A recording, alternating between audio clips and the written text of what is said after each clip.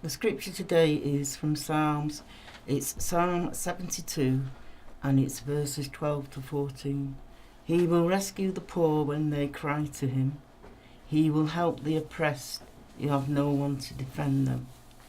He feels pity for the weak and the needy, and he will rescue them. He will redeem them from oppression and violence, for their lives are precious to him. And I can say that I'm living proof today of this, that God will help you. He'll rescue the poor when they cry to him. And when I was going through my abuse, I did cry to God. I was actually angry with God, but I did cry out to him. And when I look back now, and I didn't know the Lord then, but definitely he rescued me and from the violence and the oppression, and he helped me to walk away from it. So he was with me through it all. Don't know why I had to go through it, but he was with me through it all, and it's very definitely true, this scripture. That's lovely. Thanks for sharing that, Anne. Right, Irene, if I can just ask you, what's today's programme titled? Today's programme, Di, is about F words. Would you F like words. I'm not sure. Could you clarify? I will clarify it, yes. When we were preparing for this month's programme, I just thought about what happens with the limbic system, how we're affected with abuse. So I'm just going to run through these F words, but we'll look at them more in depth when. Okay.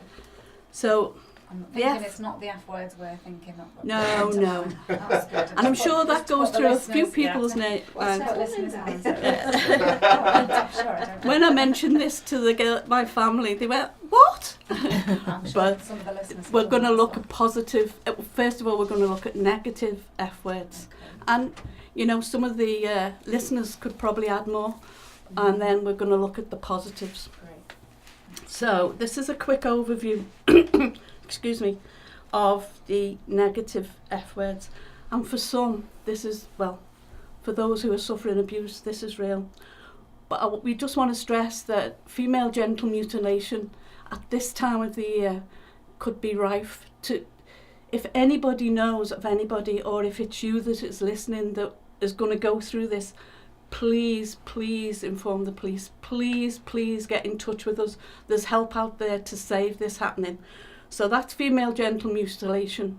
That is a biggie at holiday times. And for some cultures as well, forced marriage. We're not going to look at these two F words, but forced marriage. And I think if you're a young girl or a young boy, that you're being taken back to wherever, or even in this country and being forced to marriage, there is help out there. Ring us, but especially ring the police. There are definitely services and authorities that can help in this. So you are definitely not alone. But I'm going to hand over to Anne now, because she's going to bring another F, which is football. One of my favourite pastimes. Not playing, but watching. Which team, man? Which team? Oh well, I'm a Manchester United fan. I'm afraid, but there you go. I'm stuck here in Birkenhead with all these Liverpool people, but anyway. Yeah. I'm just going to read an article that was in one of the papers about football and about the World Cup and other tournaments. And the article's called "TVs Get Kicking as Fans Go Wild." Claims for damaged TVs rocketed eightfold during the World Cup. Among the most common causes of wrecked TVs were footballs being kicked at them and mobile phones being thrown. Other causes included drinks being spilled down the back.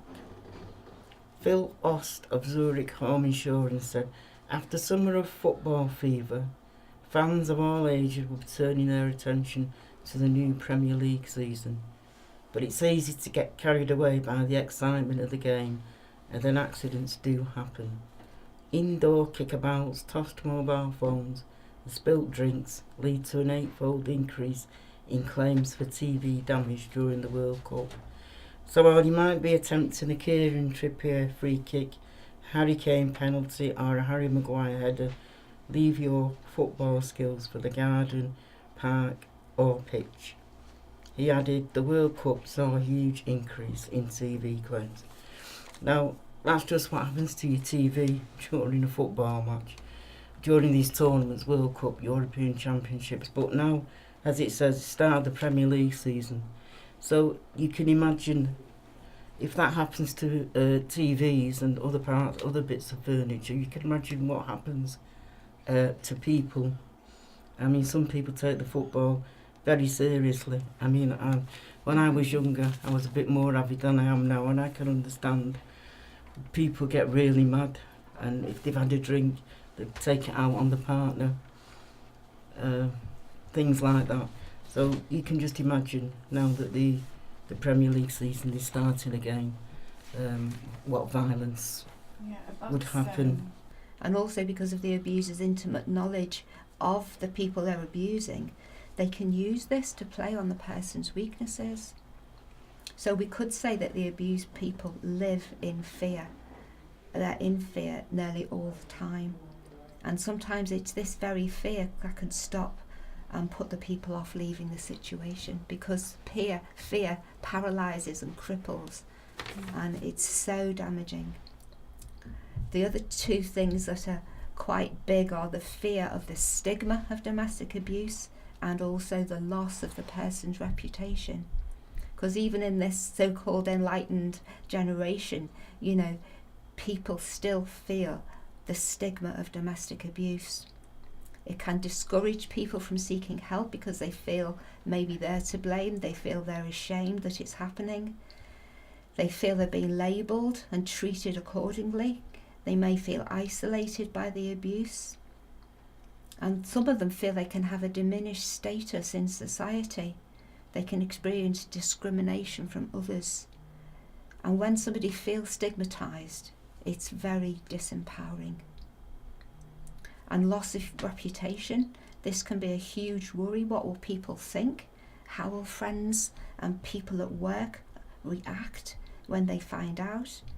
This can leave them having loss of respect and honour by other people.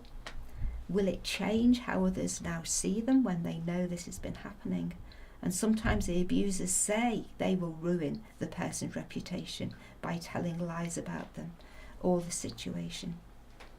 Then there's fear of obviously the violence and the physical pain. This is always there, even if it's not happening at the moment, like living on a knife edge. When will be the next time? There's fear and concern for their children's safety, because obviously they're in the place where this is all happening. The fear of how will this affect the children in their future? Maybe even the fear, if it gets out, they might lose their children, lose their home and possessions. And there can even be fear of the future. You know, if I do leave, what will happen? Where will I live? How will I manage financially? How can I cope with the children and what they need? How will I make new friends, find school? You know, the list goes on. And that's just a few of the fears, you know, that people can have.